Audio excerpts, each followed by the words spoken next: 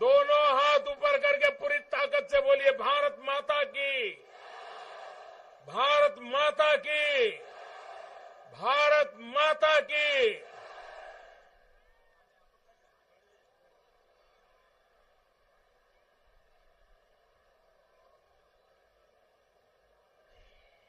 मैं कल भी उत्तर प्रदेश में था। आज दूसरी बार इस महत्वपूर्ण चुनाव अभियान में आप सबके बीच आने का मुझे सौभाग्य मिला है। नरेंद्र और इंद्र दोनों साथ साथ आए।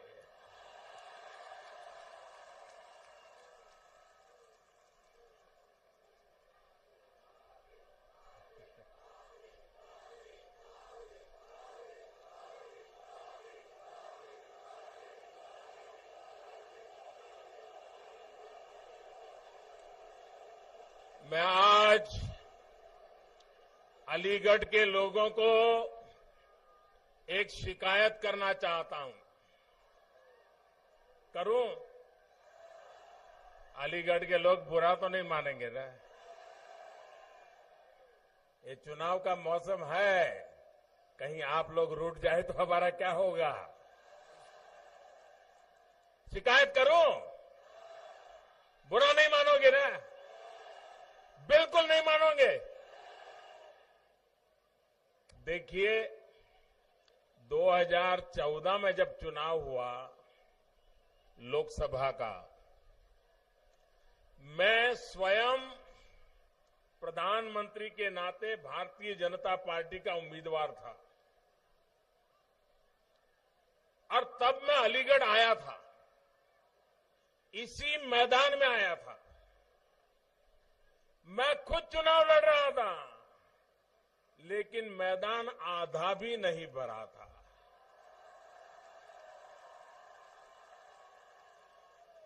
और आज मैं देख रहा हूं, जहां मेरी नजर पहुंच रही है, लोग ही लोग नजर आ रहे हैं। एक प्रकार से ये केसरिया सागर मेरे सामने उफान पर नजर आ रहा है। भाइयों बहनों,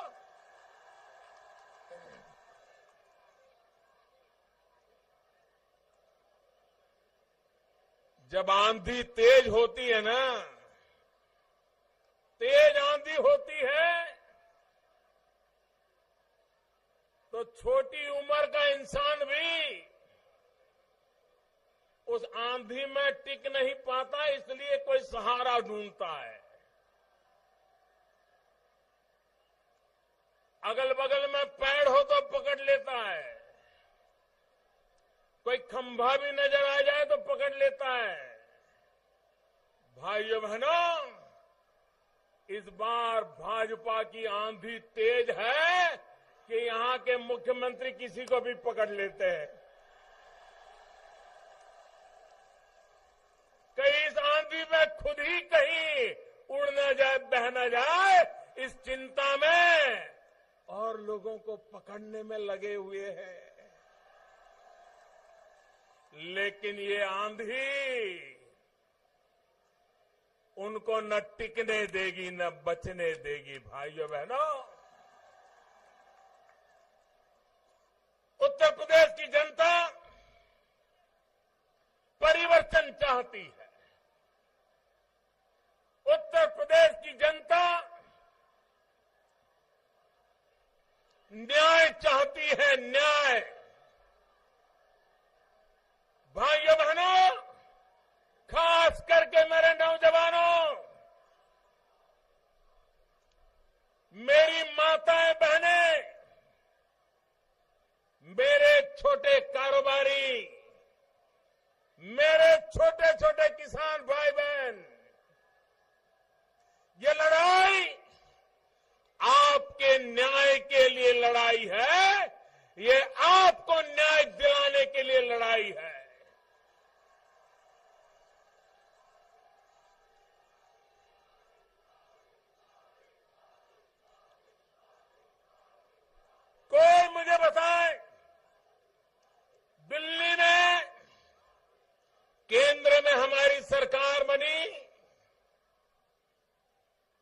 हमने भ्रष्टाचार के खिलाफ एक बहुत बड़ी लड़ाई छेड़ दी।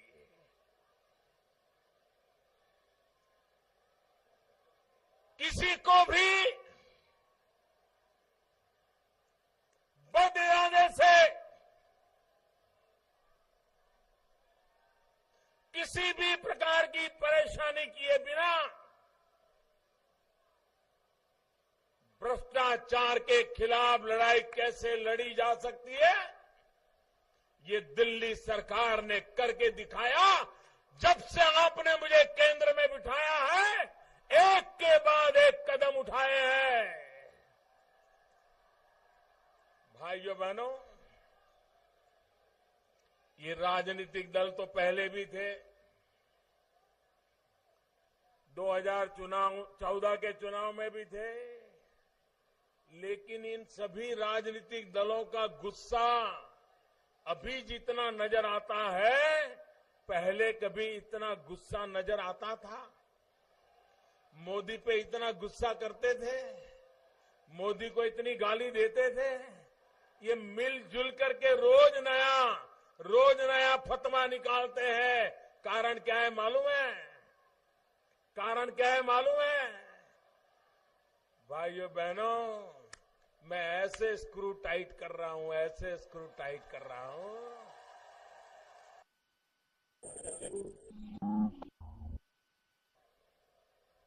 बेईमानों के प्रति उदासीनता रखने वाले,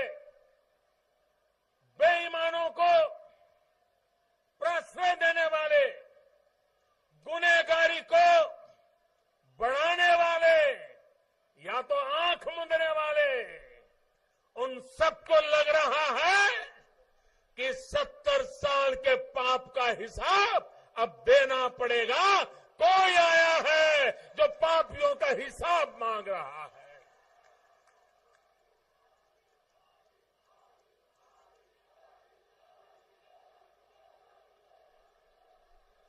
भाइयों बहनों, हमने लोगों को जो सरकार से पैसा मिलता है, स्कॉलरशिप का मिलता होगा, बुढ़ापे में पेंशन का मिलता होगा,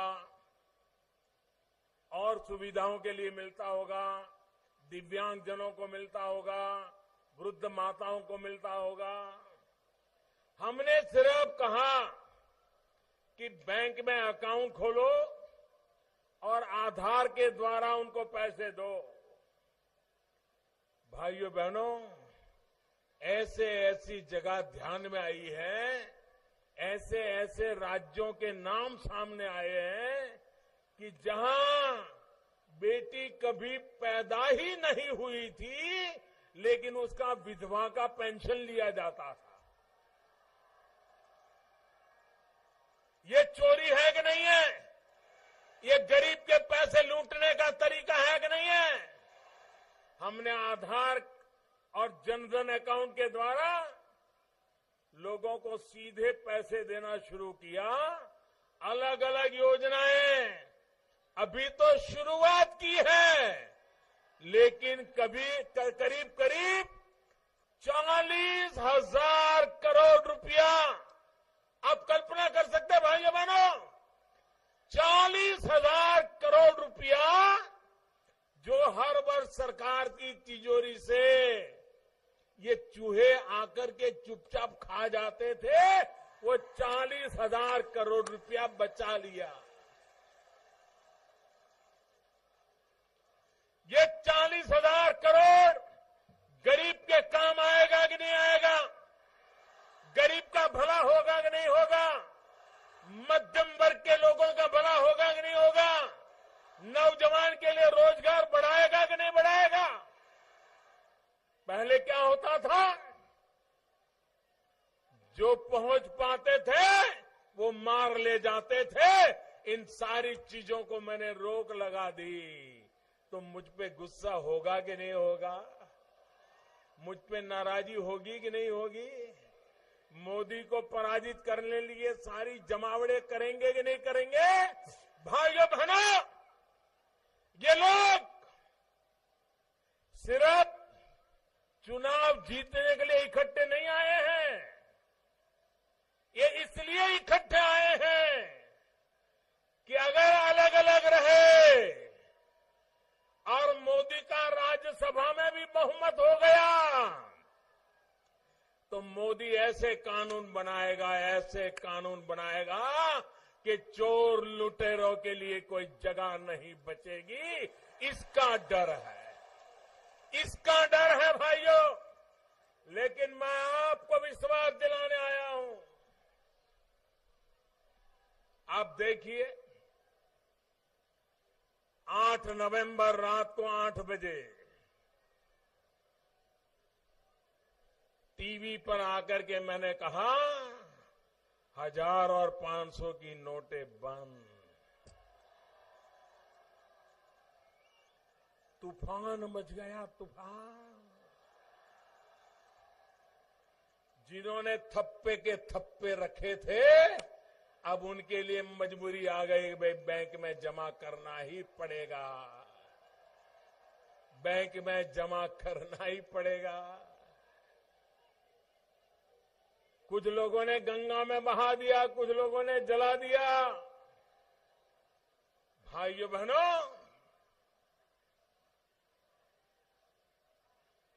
70 साल तक जिस प्रकार से देश को लूटा गया और हजार की नोटों की थप्पियां लगा दी, एक रात में भाइयों बहनों उनको सरकार के शरण आने के लिए मजबूर कर दिया, बैंकों में जमा करने के लिए मजबूर कर दिया गया। अब वो सोच रहे थे कि मोदी ने कोई तैयारी नहीं की है इसलिए बैंकों में जमा करेंगे तो काला सफेद हो जाएगा। लेकिन उनको मालूम नहीं था कि मोदी ने बैंकों में पहले व्यवस्था करके रखी है कि जो जमा करेगा उसकी पूंछ कहां निकलती है, सारा कारोबार पकड़ा जाएगा, सारा कारोबार। और ये पैसे गरीब के काम आए, ईमानदार के काम आए, देश के नौजवानों का भविष्य बनाने के लिए काम आए।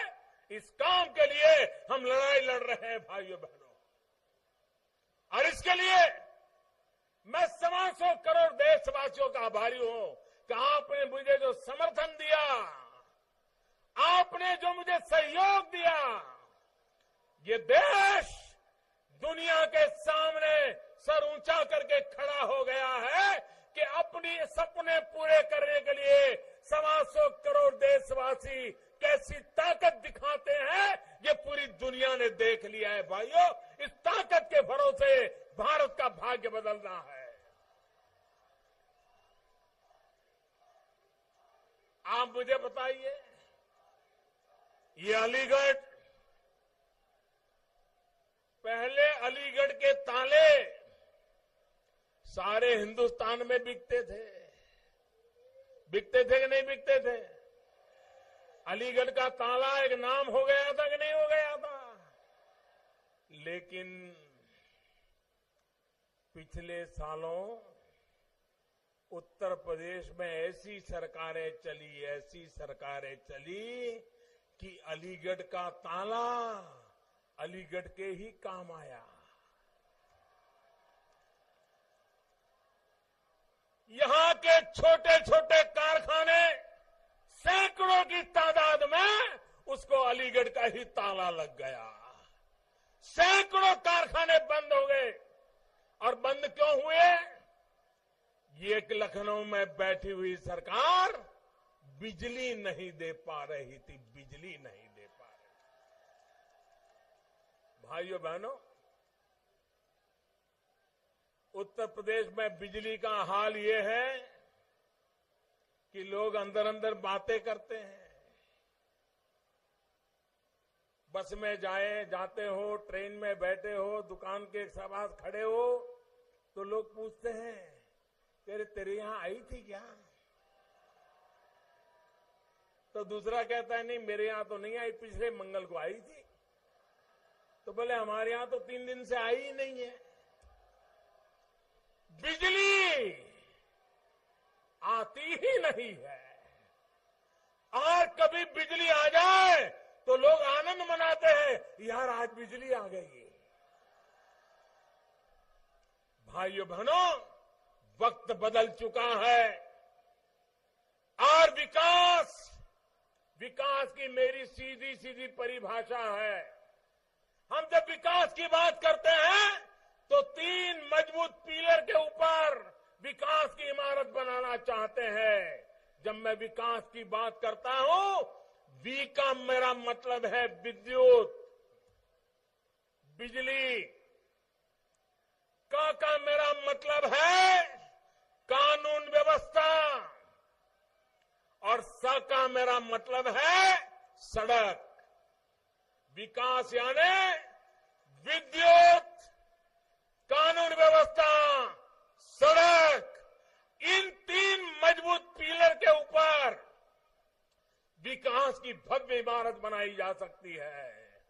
अगर बिजली ही नहीं है तो अलीगढ़ के कारखाने बंद होना बड़ा स्वाभाविक है। अलीगढ़ के नौजवानों को रोजगार के लिए अलीगढ़ छोड़ करके शहरों की झुग्गी झोपड़ी में जीने के लिए मजबूर होना बहुत स्वाभाविक है। और इसलिए भाइयों बहनों, केंद्र में भारतीय जनता पार्टी की सरकार ने, आपने मुझे प्रधानमंत्री बनाया है, उत्तर प्रदेश की जनता ने मुझे प्रधानमंत्री बनाया है। हमने देश के अंदर नौजवान अपने पैरों पर खड़ा हो, इसलिए मुद्रा योजना ले आए। करोड़ों की तादाद में बिना कोई गारंटी नौजवान बैंक से लोन ले सकता है और लाखों करोड़ों रुपया, कम रकम नहीं, करोड़ों नौजवानों को लाखों करोड़ों रुपया हम दे चुके हैं। और एक एक नौजवान अपने पैरों पर खड़ा है, जो दूसरे को रोजगार देने की ताकत पे अब आगे बढ़ रहा है। एक जमाना था सामान्य मानवी को 2000, 5000, 10,000 रुपया चाहिए तो साहूकार से यहां लेने जाना पड़ता था और उसका परिणाम यह होता था कि साहूकार इतना ब्याज लेता था, गरीब, मध्यम वर्ग, निम्न मध्यम वर्ग का मानवी ब्याज देते देते थक जाता था। हमने कहा धोबी हो, नाई हो, सब्जी बेचने वाला हो, दूध बेचने वाला हो, किराने की दुकान चलाने वाला हो, छोटे छोटे कपड़ों का कारोबार करता हो, अखबार बेचता हो, सामान्य मानवी हो, उसको भी 50,000 रुपया अगर उसको मुद्रा योजना से चाहिए तो बैंक बिना गारंटी दे देगी। ये काम हमने करके दिखाया और लोगों को लाभ मिला है। लेकिन भाइयों बहनों, उत्तर प्रदेश में सरकार को विकास में कोई लेना देना नहीं। मैं आज उत्तर प्रदेश के नौजवानों को विश्वास दिलाना चाहता हूं, हमने केंद्र में एक निर्णय किया है जिसका अभी केशव प्रसाद जी उल्लेख कर रहे थे। भ्रष्टाचार, नौकरी पाने के लिए नौजवानों से रुपये ऐंठ लिए जाते थे। इंटरव्यू कॉल आता था, उसको भी पता था कि रिटर्न एग्जाम तो पास कर लिया, लेकिन इंटरव्यू तो पास करना होगा तो किसी की सिफारिश लगेगी, किसी की पहचान लगेगी। वो नेताओं के घर चक्कर काटता था, उनके करते कुर्ते पकड़ता था कि भाई साहब नौकरी दिलवा दीजिए, इंटरव्यू आया है। वो एमएलए के पास ले जाता था, मंत्री के पास ले जाता था, बोली जाती थी और गरीब आदमी अपनी जमीन गिरवी रख करके, अपना मकान गिरवी रख करके, मां अपना मंगलसूत्र गिरवी रख करके बेटे को नौकरी मिले इसलिए रिश्वत देती थी। भाइयों, ये बंद होना चाहिए कि नहीं होना चाहिए? ये नौजवानों से लूटा जा रहा बंद होना चाहिए कि नहीं होना चाहिए? आप मुझे बताइए, दुनिया में ऐसा कोई विज्ञान है क्या कि इंटरव्यू में आप रूम में जाएं, 30 सेकंड खड़े रहें, आधी मिनट, और इंटरव्यू लेने वाले आपको देखें, आपका नाम पूछे और दूसरे दरवाजे से आप निकल जाए? क्या इतने में इंटरव्यू हो जाता है क्या? क्या इतने में आपको जान लेता है क्या? ये सारा कारोबार भ्रष्टाचार के दरवाजे थे, भ्रष्टाचार करने के अड़ंगे थे, और चोर लुटेरे लोग लूटते थे। भाइयों बहनों, हमने दिल्ली में केंद्र में सरकार बनाते ही वर्ग 3 और 4, जो कि सरकार में सबसे ज्यादा लोग वही होते हैं, इंटरव्यू लेना ही बंद कर दिया। No interview. आपको जितना मार्क्स मिला है कंप्यूटर में डाल दो, कंप्यूटर तय करेगा कि जो पहले 2000 लेने हैं तो वो कौन है, ऑर्डर भेज दो, नौकरी पे लगा दो। भ्रष्टाचार गया कि नहीं गया? भाई भतीजावाद गया कि नहीं गया? जातिवाद गया कि नहीं गया? मेरा तेरा गया कि नहीं गया? रुपये बचे कि नहीं बचे? भाइयों बहनों, एक निर्णय करोड़ों करोड़ों की जिंदगी बना देता है। ये काम दिल्ली में केंद्र में भारतीय जनता पार्टी की सरकार कर सकती है, उत्तर प्रदेश क्यों ना करे? मैंने उत्तर प्रदेश सरकार को बार बार कहा कि भ्रष्टाचार के दरवाजे बंद करो, लेकिन इसके लिए तो समाज के प्रति समर्पण का भाव जरूरी होता है, तब जाकर के होता है। आप मुझे बताइए, नौकरी पाने के लिए किसी विशेष जाति में जन्म लेना जरूरी है क्या? किसी विशेष जाति में जन्मे नहीं तो नौकरी नहीं मिलेगा, ये क्या हिंदुस्तान का संविधान कहता है क्या? आप मुझे बताइए, आप लोगों को नौकरी में अन्याय हुआ है कि नहीं हुआ है? जाति के आधार पर अन्याय हुआ है कि नहीं हुआ है? भाइयों बहनों, ये जो नौकरियों की भर्तियों में भ्रष्टाचार हुआ है, लखनऊ में हमारी सरकार बैठने के तुरंत बाद एक एक नौजवान को न्याय दिलाने के लिए हम कानूनी प्रक्रिया करेंगे और नौजवानों को न्याय दिला करके रहेंगे।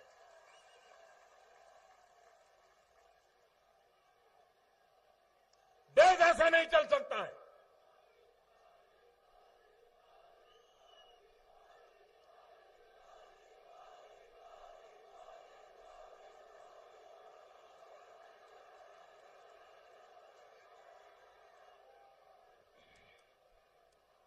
भाइयों बहनों,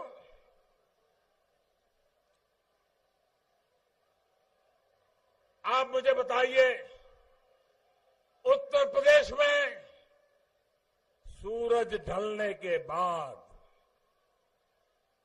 मैं उस हिंदुस्तान की बात कर रहा हूं जिसके पूर्वजों के पराक्रम की दुनिया में गुणगान होता करते हैं। आप मेरे दिल के आवाज दीजिए दोस्तों, माताएं बहनें मुझे विशेष रूप से आवाज दे, आशीर्वाद दे। मैं आपसे पूछता हूं, क्या उत्तर प्रदेश में सूरज ढलने के बाद, क्या उत्तर प्रदेश में सूरज ढलने के बाद कोई बहन बेटी अकेली घर के बाहर जा सकती है क्या? जा सकती है क्या? जा सकती है क्या? क्या माताओं बहनों को सुरक्षा मिलनी चाहिए कि नहीं मिलनी चाहिए? माताओं बहनों की रक्षा होनी चाहिए कि नहीं होनी चाहिए? ये गुंडागिर्दी खत्म होनी चाहिए कि नहीं होनी चाहिए? ये गुंडागिर्दी करने वालों को, राजस्व देने वालों को सजा मिलनी चाहिए कि नहीं मिलनी चाहिए? और इसलिए मेरे अलीगढ़ के भाइयों बहनों, मैं पूरे उत्तर प्रदेश को आज कहना चाहता हूं, उत्तर प्रदेश को गुंडागिर्दी से बचाइए। एक बार एक गुंडागिर्दी को आश्रय देने वाले राजनेताओं को निकालोगे तो अपने आप बहन बेटियों की सुरक्षा की गारंटी बन जाएगी। भाइयों बहनों,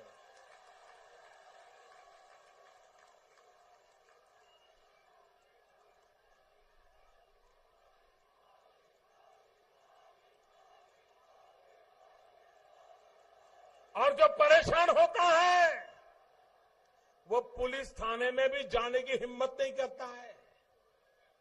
अगर पुलिस थाने में जाए शिकायत करने के लिए और पता चले कि वो गुंडा तो किसी नेता का साथी है तो फरियादी को ही 2 डंडे मारे जाते हैं।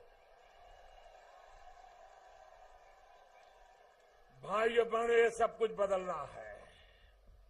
उत्तर प्रदेश ने मुझे इतना प्यार दिया है, मुझे भी उत्तर प्रदेश को कुछ देना है। इसलिए भाइयों बहनों, ये बदलना है। आप मुझे बताइए, पहले गैस का चूल्हा लेना हो, घर में गैस का कनेक्शन लेना हो, तो आप मुझे बताइए मिलता था क्या? करप्शन होता था कि नहीं होता था? बिचौलियों को पैसे देने पड़ते थे कि नहीं देने पड़ते?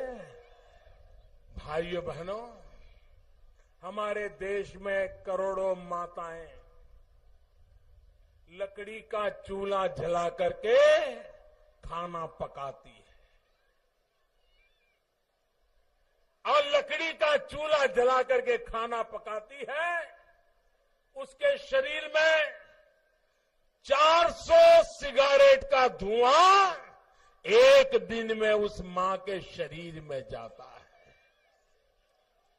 क्या गुनाह है इन मां बहनों का जो अपने बच्चों को खाना पका करके दे, लेकिन लकड़ी का चूल्हा जलाने से 400 सिगरेट का धुआं उनके शरीर में जाए और उनको बीमारी का शिकार होना पड़े। भाइयों बहनों, एक जमाना था लोकसभा राज्यसभा के सदस्यों को गैस की 25 कूपन मिलती थी और वो कूपन से गैस कनेक्शन लेने के लिए एमपी के यहां लोग कतार लगा देते थे, मंत्री के यहां कतार लगा देते थे। केंद्र में जब से हमें आपने बिठाया है, हमने कहा कोई कतार वतार नहीं लगेगी, ये गैस का कनेक्शन घर जा करके मिलेगा। भाइयों बहनों, गरीबों को अब तक, अभी तो योजना 6 महीने पहले शुरू की है, अब तक 1,80,00,000 गरीब परिवारों में गैस का चूल्हा, गैस का कनेक्शन दे दिया। अगर बदलाव लाना है तो लाया जा सकता है। ये उत्तर प्रदेश में जब मैं हिसाब किताब करता था तो मैंने भारत सरकार में पूछा कि हिंदुस्तान में कितने गांव हैं जहां आजादी के 70 साल के बाद भी बिजली का खंभा भी नहीं पहुंचा है, बिजली का तार भी नहीं लगा है, बिजली का एक लट्टू भी नहीं है, कितने गांव है? भाइयों बहनों, 18,000 गांव ऐसे मिले जो 18वीं शताब्दी में बिना बिजली को जिंदगी गुजारा करते थे। 21वीं सदी में हिंदुस्तान के 18,000 गांव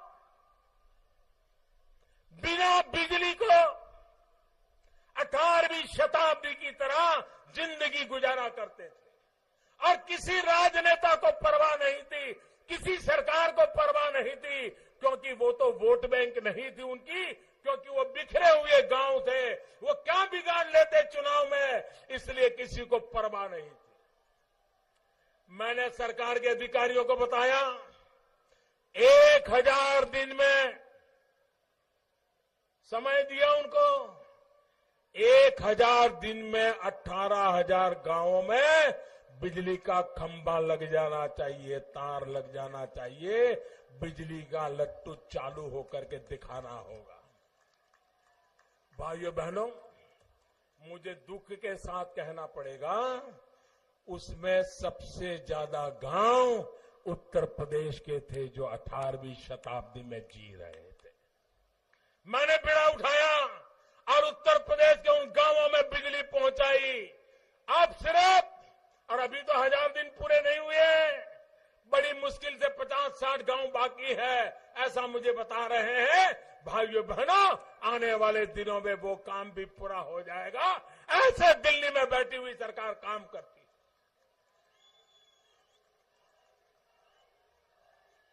मेरे किसान भाइयों बहनों,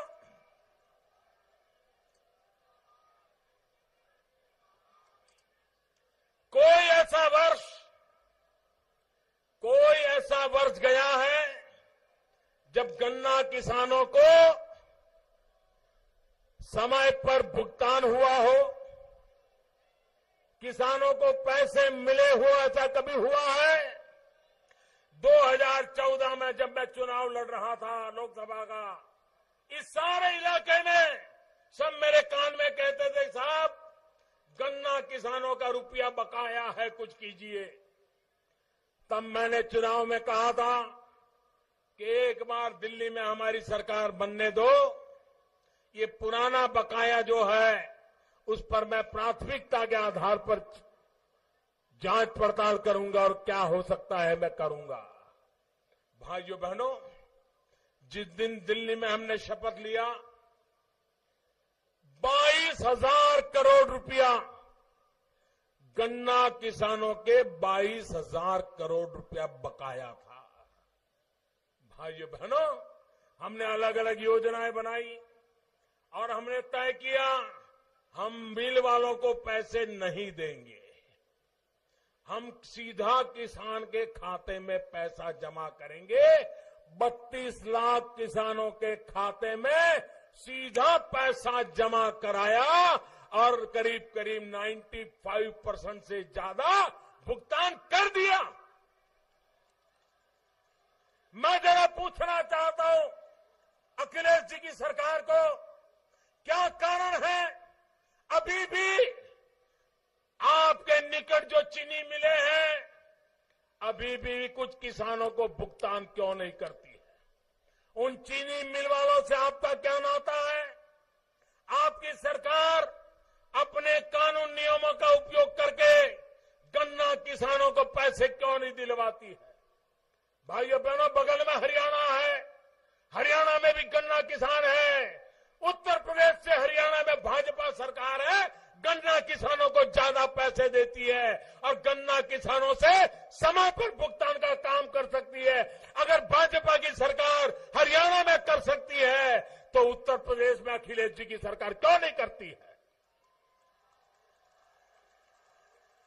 मैं उत्तर प्रदेश भारतीय जनता पार्टी के नेताओं का अभिनंदन करता हूं। बहुत महत्वपूर्ण उन्होंने घोषणा की है। उन्होंने कहा है कि गन्ना किसानों को 14 दिन में भुगतान कर दिया जाएगा। 14 दिन में भुगतान, बहुत बड़ा फैसला है। उत्तर प्रदेश भारतीय जनता पार्टी बधाई की अधिकारी है, इतना बड़ा फैसला किया है। मैं उनको और भी एक बधाई देता हूं। उन्होंने छोटे और मझले किसानों की कर्ज माफी की भी घोषणा की है और मुझे विश्वास है सरकार बनते ही पहला काम इन किसानों के कर्ज के विषय में भारतीय जनता पार्टी ने जो घोषणा की है उसको लागू करके रहेंगे। भाइयों बहनों, उत्तर प्रदेश हमारा किसान गेहूं पैदा करता है, उत्तर प्रदेश का हमारा किसान धान पैदा करता है।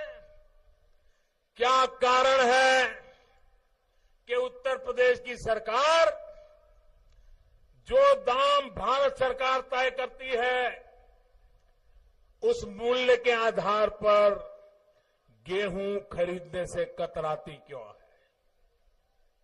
धान खरीदने से कतराती क्यों है? किसानों को उसके नसीब पर क्यों छोड़ दिया जाता है?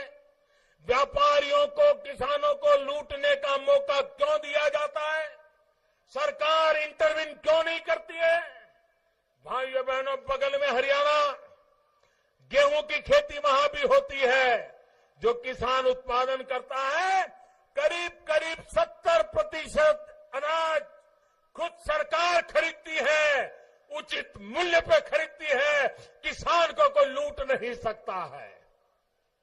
मध्य प्रदेश में भारतीय जनता पार्टी की सरकार है, 60-65% माल सरकार खरीदती है।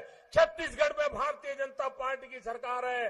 चावल की खरीदी 60-70% भारतीय जनता पार्टी की सरकार करती है। और आपको पता है, भाजपा की सरकार उचित मूल्य पर 60%, 70% किसानों की पैदावार खरीद करती है। लेकिन उत्तर प्रदेश में किसानों ने नाम पर वोट मांगने वाली अखिलेश जी की सरकार कितना करती होगी बताइए।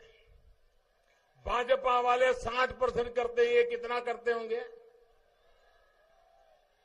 50 नहीं करते हैं, 40 नहीं करते हैं। आपको जानकर के दुख होगा, मेरे किसान भाइयों, जाग जाओ, जाग जाओ। आपको अंधेरे में रखा है, कैसे लूटा है, कैसे बर्बाद किया है आपको, आप जान करके हैरान हो जाओगे। सिर्फ 3% खरीदी ये उत्तर प्रदेश की सरकार करती है। किसान को उसके नसीब पर छोड़ दिया जाता है। आप हमें मौका दो, हम स्थिति बदल के रखेंगे भाइयों, ये स्थिति बदल के रखेंगे। हमने गन्ना किसान, दुनिया में चीनी का दाम मर जाए, गन्ना किसान मर जाए। दुनिया में चीनी इधर उधर हो जाए, गन्ना किसान मर जाए। हमने निर्णय किया, हम गन्ना किसान की मदद करने के लिए इथेनॉल बनाने का अभियान चलाया। 25 करोड़ लीटर इथेनॉल बना करके हमने गन्ना किसानों को बड़ी मदद की। और विदेशों से जो तेल आता था उसको कम करने में इथेनॉल ने बहुत बड़ी मदद की। किसान को कैसे बचाया जा सकता है, ये हमने करके दिखाया है। आप मुझे बताइए, कभी यूरिया के लिए किसान को रात रात कतार में खड़ा रहना पड़ता था कि नहीं खड़ा रहना पड़ता था? यूरिया मांगने पर मिलता था क्या? किसान को यूरिया चाहिए तो ब्लैक में लेना पड़ता था कि नहीं लेना पड़ता था? और किसान दुकानदार के यहां खड़ा हो जाए तो पुलिस आकर के लाठियां मारती थी कि नहीं मारती थी? भाइयों बहनों, ये इसलिए होता था कि यूरिया की चोरी होती थी। नाम तो किसान का होता था, लेकिन यूरिया केमिकल के कारखानों में रॉ मटेरियल के रूप में चला जाता था। किसान को यूरिया नहीं मिलता था और काला बाजारी करने वाले, काले धन का उपयोग करने वाले किसानों को काले बाजारी में यूरिया खरीदने के लिए मजबूर करते थे। हमने आके एक बड़ा महत्वपूर्ण काम कर दिया। हमने यूरिया का निम कोटिंग कर दिया। यूरिया का निम कोटिंग कर दिया, 100% निम कोटिंग कर दिया। और जब यूरिया का निम कोटिंग हो गया तो अब वो यूरिया खेती के सिवाय किसी के भी काम नहीं आता है। फैक्ट्री में काम नहीं आ सकता है, केमिकल के रॉ मटेरियल के लिए काम नहीं आ सकता है। यूरिया की चोरी अटक गई। किसान को यूरिया आवश्यकता के अनुसार मिलने लगा। किसान का ब्लैक मार्केटिंग से यूरिया खरीदना बंद हो गया। किसान का खर्चा कम हो गया। आप मुझे बताइए, एक निर्णय किसानों की जिंदगी बदलता है कि नहीं बदलता है? बदलता है कि नहीं बदलता है? बदलता है कि नहीं बदलता है? और इसलिए भाइयों बहनों, एक बार हमें सेवा का अवसर दो। हम उत्तर प्रदेश को आपकी सपनों का उत्तर प्रदेश बना करके रखेंगे, ये मैं कहने आया हूं भाइयों।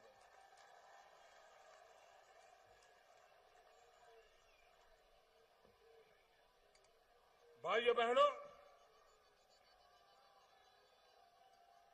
मैं मेरे दलित भाइयों से विशेष रूप से ये कहना चाहता हूं, हमारे देश में दलितों के नाम पर वोट की राजनीति करने वालों ने बाबा साहब आंबेडकर का कैसा अपमान किया है वो हम भली भांति जानते हैं। जब तक कांग्रेस की सरकार थी, बाबा साहब आंबेडकर को भारत रत्न नहीं दिया गया। कांग्रेस को कोई अधिकार नहीं है और कांग्रेस को साथ देने वालों को भी बाबा साहब के नाम पर राजनीति करने का कोई हक नहीं बनता है। भाइयों बहनों, हमने आकर के बाबा साहब आंबेडकर के पंचतीर्थ का निर्माण किया है। बाबा साहब आंबेडकर के पंचतीर्थ का निर्माण जहां जहां भारतीय जनता पार्टी को सेवा करने का अवसर मिला है, हमने करके दिखाया। मऊ, जहां बाबा साहब आंबेडकर का जन्म हुआ था, जब तक मध्य प्रदेश में भाजपा की सरकार न बनी, उस बाबा साहब आंबेडकर के जन्म स्थान को उपेक्षित कर दिया गया था, कोई पूछने वाला नहीं था। आज बाबा साहब आंबेडकर का महू में एक भव्य तीर्थ क्षेत्र बनाने का काम भारतीय जनता पार्टी की सरकार ने किया है। भाइयों बहनों, लंदन में जहां बाबा साहब आंबेडकर की पढ़ाई हुई थी, वो मकान हराजी हो रही थी, बिक्री हो रही थी, बोली जा रही थी।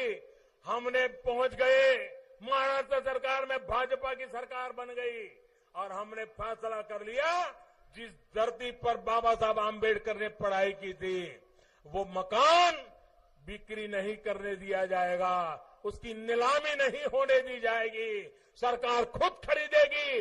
लाखों करोड़ों रुपया खर्च करके वो मकान ले लिया गया और लंदन में भी बाबा साहब आंबेडकर का तीर्थ क्षेत्र बनाने का काम हमने करके दिखाया। नागपुर में जहां बाबा साहब आंबेडकर जी ने दीक्षा ली थी, चैत्य भूमि बाबा साहब आंबेडकर में जहां बुद्ध की दीक्षा ली थी, उस भूमि को भी भव्य स्मारक बनाने का अवसर भारतीय जनता पार्टी की सरकार आई तब मिला।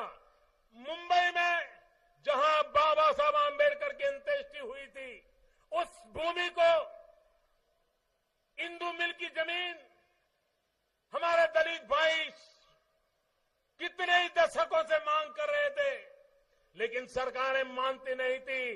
केंद्र में आपने मुझे बिठाया, हमने मुंबई में जहां बाबा साहब आंबेडकर की अंत्येष्टि हुई थी, उस चैत्य भूमि के अंदर हमने जहां अंतिम संस्कार हुआ था, वहां पर हमने भव्य स्मारक बनाने का प्लान कर दिया। मैं खुद जाकर के शिलान्यास करके आया था। पूरी इंदू मिल की जमीन हमने बाबा साहब आंबेडकर स्मारक के लिए गा दी। पूरे मुंबई में एक भव्य स्मारक पूरे हिंदुस्तान को प्रेरणा देगा। दुनिया के न्याय के लिए लड़ने वालों के लिए प्रेरणा की वो भूमि बन जाएगी। मुंबई में, नागपुर में, मऊ में, लंदन में और दिल्ली में भी जिस मकान में बाबा साहब आंबेडकर रहते थे, अटल बिहारी वाजपेयी की सरकार ने निर्णय किया था, बाद में जितनी सरकारें आई उस काम को रोक दिया। फिर से केंद्र में हमारी सरकार आई, हमने आगे बढ़ाया और वो 5वां तीर्थ भी निर्माण होकर के खड़ा हो जाएगा। बाबा साहब आंबेडकर के लिए पंचतीर्थ बनाने का काम करने वाला अगर कोई है तो भारतीय जनता पार्टी की प्रतिबद्धता है। दलित, पीड़ित, शोषित, वंचित के लिए काम करना ही हमारा इरादा है। इसी का परिणाम है कि हमने करके दिखाया है। भाइयों बहनों, जब हमने डीमोनेटाइजेशन किया, 500,000 की नोट बंद की, रीमोनेटाइजेशन का काम भी चल रहा है, साथ साथ हमने ई मोनेटाइजेशन का भी काम शुरू किया और इसलिए हमने डिजिटल करेंसी, ऑनलाइन पेमेंट, डिजी धन, उसको भी बल देने की दिशा में काम शुरू किया। तो हमने जो ऐप बनाई वो भी इस देश के महापुरुष भीमराव बाबा साहब आंबेडकर के नाम पर भीम ऐप बनाई। आज करोड़ों लोग अपने मोबाइल फोन पर भीम ऐप डाउनलोड करके अपने मोबाइल फोन को एक बैंक बना देते हैं और अपना पूरा आर्थिक कारोबार भीम ऐप के द्वारा कर रहे हैं। जब हमने भीम ऐप बनाई तो भी जो आंबेडकर के नाम पर राजनीति करने वाले लोग हैं, उनके पेट में चूहे दौड़ने लग गए, परेशान हो गए। ये मोदी होता कौन है? ऐप बनाए तो भी भीम का नाम लेता है, आंबेडकर का नाम लेता है। अरे भीमराव आंबेडकर थे, जिन्होंने रुपये पर सालों पहले थीसिस लिखी थी, भीमराव आंबेडकर थे। वो पढ़ लिख करके एक बहुत उत्तम इकोनॉमिस्ट के रूप में उन्होंने जगह बनाई थी। ये भीमराव आंबेडकर थे जिनकी सोच थी, जिस पे से रिजर्व बैंक ऑफ इंडिया का जन्म हुआ था। जिस आदमी ने इतना बड़ा आर्थिक चिंतन किया हो, ऐसे महापुरुष के नाम से अगर हिंदुस्तान की नई अर्थव्यवस्था भीम ऐप के नाम से चलती है तो हमें इसका गर्व है। जिसको पीड़ा होती है होती रहे, हम इस काम को आगे बढ़ाने वाले लोग। भाइयों बहनों, उत्तर प्रदेश आप जानते हैं, अगर हम बजट में घोषित करें कि 10,000 करोड़ रुपया लोगों को दे दिया जाएगा, तो चारों तरफ तालियां बजेगी कि नहीं बजेगी? बजेगी कि नहीं बजेगी? बजेगी नहीं बजेगी? भाइयों बहनों, हमने एक ऐसा काम किया, कुछ भी घोषणा किए बिना, कोई भी गाजे बाजे के बिना, हिंदुस्तान के सामान्य मानवी के जेब में पूरे देश में मिलाकर के 10,000 करोड़ रुपयों की बचत हुई एक साल में। और एक साल नहीं, हर वर्ष ये बचत होने वाली है, 10,000 करोड़ रुपया। आपको लगेगा मोदी ने क्या जादू किया? ये कैसा जादू है कि हमें यार पता भी नहीं चला और पैसा बच गया? भाइयों बहनों, हमने पूरे देश में एलईडी बल्ब लगाने का बड़ा अभियान चलाया। एलईडी बल्ब, पहले कांग्रेस के जमाने में एलईडी बल्ब मिलता था 300, 350, पौने 400 में। हमने नियमों का उपयोग किया, बारीकी से देखा और सिर्फ 70-80 रुपये में एलईडी बल्ब बाजार में ला करके खड़ा कर दिया। और जिसके घर में बिजली का उपयोग होता था, जिसने भी एलईडी बल्ब लगाया, पहले जितना बिल आता था, किसी का उससे आधा हो गया, किसी का 60% हो गया, किसी का 65% हो गया, हर महीना बिल बचने लगा। जिसने एलईडी लगाया है उन सबका बिल बचने लगा है। और जिन्होंने नहीं लगाया है उनको मैं कहता हूं, घर में लट्टू बदल दीजिए, एलईडी लगा दीजिए, बच्चों को दूध पिलाने का पैसा ऐसे ही बच जाएगा। काम ऐसे होता है, जनता पर कोई बोझ न पड़े, बिजली भी बचे, पैसे भी बचे, अच्छी ऊर्जा भी मिले, ये काम करना, उस दिशा में हमने काम किया, वो करके दिखाए हैं। भाइयों बहनों, उत्तर प्रदेश दंगा जैसे रोज का कारोबार हो गया है। आप मुझे बताइए भाइयों बहनों, ये दंगे बंद होने चाहिए कि नहीं होने चाहिए? ये मार काट बंद होनी चाहिए कि नहीं होनी चाहिए? भाई से भाई को लड़ाना बंद होना चाहिए कि नहीं होना चाहिए? सुख चैन की जिंदगी जीने के लिए हर एक को अवसर मिलना चाहिए कि नहीं मिलना चाहिए? भाइयों बहनों, आपको भी जान करके हैरानी होगी, दुनिया भी चौंक जाएगी। और अगर हिंदुस्तान में कोई लोग ये टीवी पर मेरा भाषण सुन रहे होंगे, वो भी चौंक जाएंगे। ये राजनेताओं ने उत्तर प्रदेश की गुंडागिर्दी को पोसने वाली सरकारों ने क्या किया है? यहां पर दो सरकारें एक दूसरे से स्पर्धा करती हैं। मायावती जी की सरकार कहती है मैं साइकिल वालों से आगे निकल जाऊंगी, साइकिल वाले कहते हैं नहीं हम तुमसे आगे निकल जाएंगे। दोनों के बीच में स्पर्धा होती है, किस बात की होती है? पहले मायावती जी के समय में 3 महत्वपूर्ण देश सामान्य मानव की सुरक्षा के मुद्दे, गंभीर प्रकार के 3 गुना, उसमें उत्तर प्रदेश देश में नंबर 1 था। मायावती के जमाने में पूरे देश में सबसे ज्यादा 3 प्रकार के गंभीर गुना, सबसे पहला नंबर गुनाहगारी में उत्तर प्रदेश का था। फिर ये नौजवान आए, उनको लगा मैं पीछे क्यों रह जाऊं, मायावती का 3 था, इन्होंने 5 कर दिया। 5 जो प्रमुख गुना माने जाते हैं, इन 5 प्रमुख गुना के अंदर आज उत्तर प्रदेश देश में पहले स्थान पर पहुंचा दिया गया है। भाइयों बहनों, उत्तर प्रदेश में ये 5 प्रमुख जो गुना है, एक दिन में, मैं लंबी बात नहीं करता हूं, एक दिन में 7,650 वारदात होती है। 7,650 उत्तर प्रदेश में एक दिन में। उत्तर प्रदेश में एक दिन में 24 मां बेटियों पर बलात्कार होता है।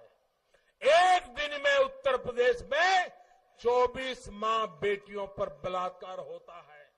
उत्तर प्रदेश में 24 घंटे में 21 मां बेटियों पर बलात्कार करने का प्रयास होता है। आप मुझे बताइए, ये माताओं बहनों की रक्षा होनी चाहिए कि नहीं होनी चाहिए? ये बलात्कारियों को सजा मिलनी चाहिए कि नहीं मिलनी चाहिए? ये गुनाहखोरी बंद होनी चाहिए कि नहीं होनी चाहिए? भाइयों बहनों, उत्तर प्रदेश में एक दिन में 13 हत्याएं होती हैं। 13 हत्याएं एक दिन में, 13 हत्याएं एक दिन में। 33 अपहरण होते हैं, किडनैपिंग होते हैं। एक दिन में उत्तर प्रदेश में 19 दंगे होते हैं।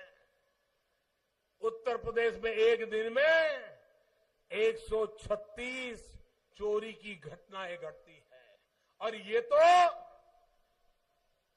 जो लोग हिम्मत करके पुलिस थाने में जाकर के लिखवा पाते हैं, उनकी बातें हैं।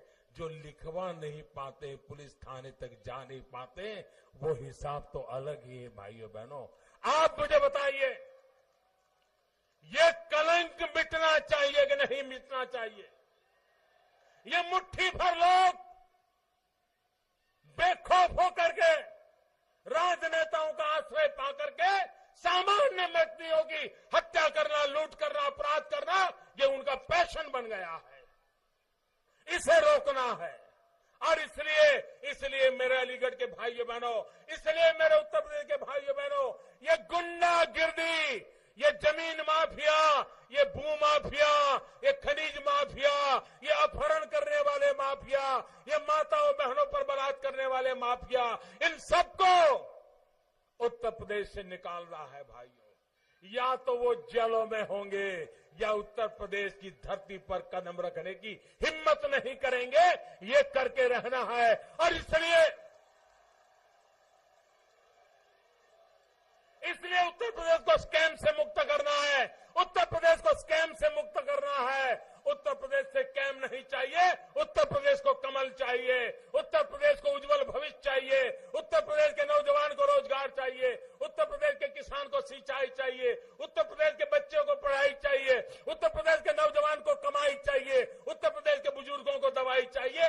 ये करने के लिए भारतीय जनता पार्टी की सरकार आपके पास आई है।